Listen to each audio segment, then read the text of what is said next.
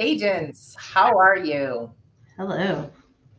We're coming to you from sunny but getting chillier by the minute, Chicagoland. I guess And this time of year we'll call this sunny. I saw some brightness.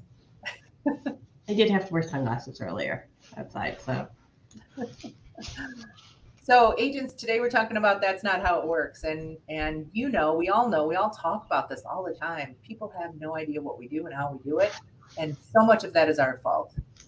I'm going to throw a little bit of blame on NAR because I think they could spend some more time on things like that, other than how people are capitalizing um, their brand. Um, but let's start telling people what we do, and we don't have to, we don't have to whine about it. We don't have to um, put undue pressure on them. I know we always want to be the hero. That's what we do. We're problem solvers. We take care of things. But I think we need to start helping people understand what it is we do and why we get paid what we do, because what we do is really hard. So and uh, nuanced and not the same every time. There's a lot of going with the flow, rolling with the punches, all those things. It's not here's a checklist that it's not something we can hand a consumer and go, this is all you need to do, and check and check and check and check until it's done. It's not accounting. There's constantly a hiccup somewhere. Is it the beginning? Is it the end? Is it the middle? I don't know.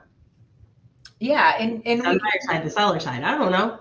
we don't want to, obviously breach confidentiality and tell people's stories too much, but you can summarize, you can let people know how you solved some problems, um, what kinds of things are likely to come up when things do come up. Maybe don't tell them, during the thing, but you can tell them afterward. And also start supporting your fellow agents. Yeah, okay, we all know there's some that suck. We don't have to support them, but the majority of us are all out there grinding and working and helping people. Majority of us are in this to help people. We value homeownership. We value the investment of homeownership on the seller side. We are fiduciaries. We are confidants. We're counselors. Um, all of the things that we know that we don't really share publicly. I think we need to start working to elevate all of our reputations, not just our own personal reputation, because we're seeing our colleagues as competition. Our competition, people on the other side of that table in the lawsuit. Yes, the market disruptors, those that want to pretend a lot of value add to a transaction. And that's why we need to constantly be trying to better ourselves as well, though.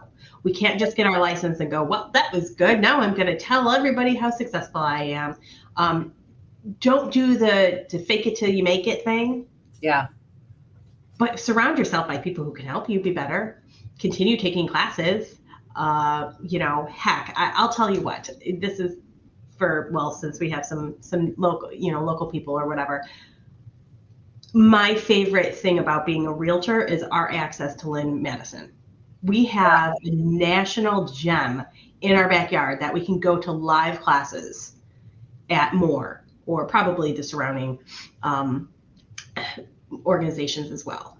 But we have some really great heavy hitters out there who really know what they're doing, and we can take their skills, their ideas, their experience, and learn from it, in addition to while we are learning our own hands-on information and horror stories and success stories and all in between.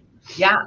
And many of them, despite their success, are very, very generous and, show up to our AHA classes, the things that are available even online. We should always be sharpening our swords. I feel like if you're not up for that, if that's not interesting to you, this really there are some people who, aren't a good fit for this business.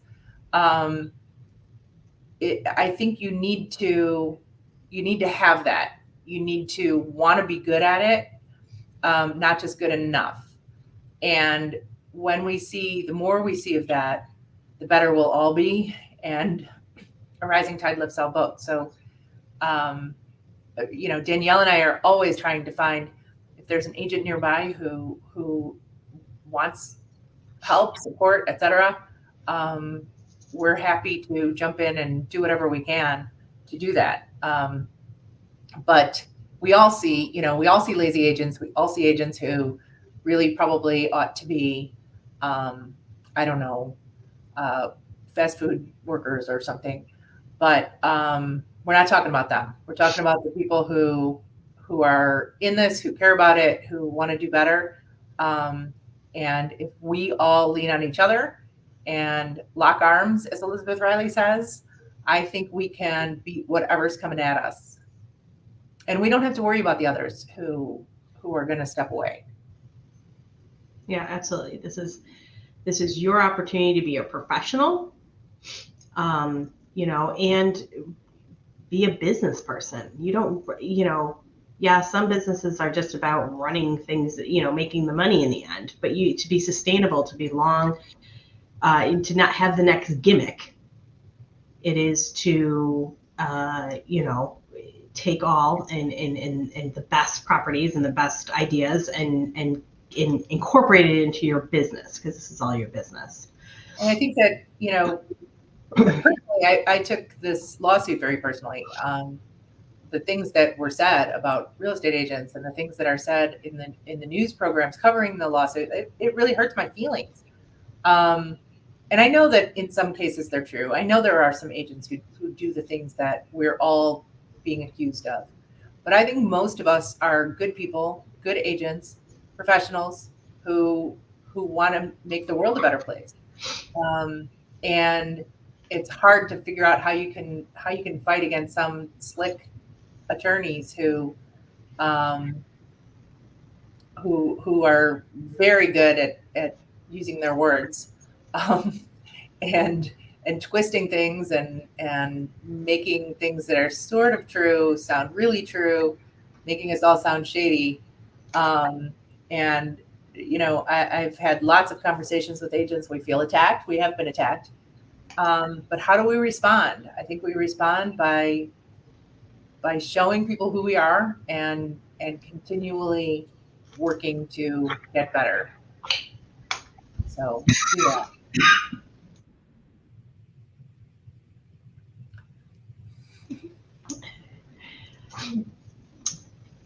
Not in the physical sense. I need to get better in the physical sense. Yeah, there you go. So if you have anything to say about this, drop a comment. We'd love to see your comments during our broadcast. We'll bring them in and talk about them. But if you have some ideas on how we can do this, how we can improve our image to the public, and I really think that there's a lot of ways that realtors participate in that negative image. And I think one of them is the totally understandable desire to throw those lousy realtors under the bus, and to point to them and say, I'm not them, and that's why you should hire me. Maybe let's just focus on the good, and rise above that way. Yeah. Because I think constantly talking about those in our number who don't do all those wonderful things probably kind of backfires. Nobody cares about that like we do, Nobody wants to hear the negatives. So just be the positive person who's just talking about all the good stuff. And I think that's what I'm going to keep trying to do anyway. If you disagree with me, drop that in the comments too. I would be happy to get in a fight with you.